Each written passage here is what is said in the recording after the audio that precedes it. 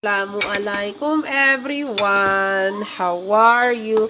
Ayan, magluto ako nitong soup. Kasi nga, fasting kami today. So, etong kakainin namin. Maggagawa ako ng nilagang tupa. Ay, tupa. Nilagang manok. Lagyan ko to ng sibuyas.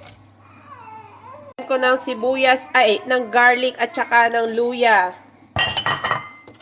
Ayan. Maglagay ako ng salt at saka buong paminta. Ayan. Ang bango-bango na niya, ha? Sarap, oh. Masarap sa malamig na panahon.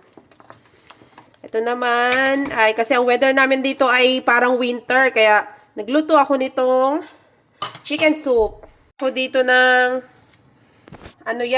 bay leaf, para sa extra lasa.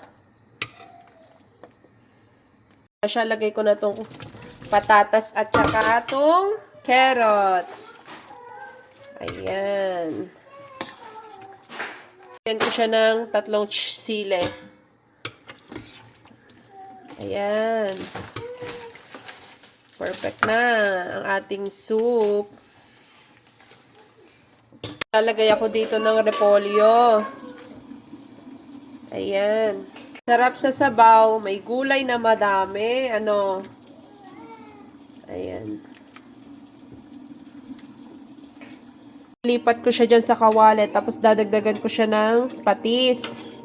Dinagdagan ko na rin siya ng tubig para maraming sabaw. Kasi mahilig talaga kami sa sabaw eh. Lagay ko na tong kamatis.